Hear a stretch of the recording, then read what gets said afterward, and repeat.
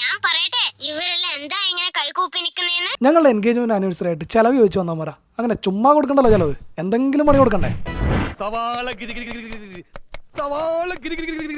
ഇതുപോലുള്ള പണി നിങ്ങളും പഠിച്ചു വെച്ചു. അവസാനം ഒരു ടെസ്റ്റ് ഉണ്ട്. ബട്ടർ പാനിലിട്ട് 2 സവാള ചെറുതായിട്ട് അരിഞ്ഞ് ചേർത്ത് കൊടുക്കുക. അതൊന്ന് മൂക്കുമ്പോൾ മല്ലിപ്പൊടി, ചെറിയ ചെറിയ മുളക് പൊടി, മഞ്ഞപ്പൊടി ചേർത്ത് കൊടുക്കുക. ആവശ്യത്തിന് ഉപ്പും കൂടി ഇട്ടിട്ട് പച്ചമണം മാറുന്നവരെ മൂപ്പിക്കുക. ശേഷം ചെറുതായി അരിഞ്ഞ വെളുത്തുള്ളി, ചെറുതായി അരിഞ്ഞ പച്ചവളം ചേർത്ത് വഴറ്റിയിട്ട് അതിലേക്ക് ഒരു തക്കാളി അരിഞ്ഞ് ചേർത്ത് കൊടുക്കുക. നന്നായിട്ട് വഴറ്റി ഒന്ന് ഉടഞ്ഞു വരുമ്പോൾ കുറച്ച് വെള്ളം ചേർത്ത് ഒന്നുകൂടെ വേവിച്ചിട്ട് ഇതുപോലെ 4 മുട്ട ചേർത്ത് കൊടുക്കുക. മുട്ടയിട്ട് കഴിഞ്ഞ് മുട്ടയ്ക്ക് വേണ്ട ഉപ്പ് അതിന് മുകളിലേക്ക് ചേർത്ത ശേഷം ഇതുപോലെ ഒന്ന് ഇളക്കി യോജിപ്പിച്ചിട്ട് ഒരു ചെറിയ വേവ് ആവുമ്പോൾ ലിക്വിഡ് ചീസ് ഇതുപോലെ മുകളിൽ സ്പ്രെഡ് ആക്കി ഒഴിച്ചു കൊടുക്കുക. സാധാ ചീസ് ആണെങ്കിലും മതി.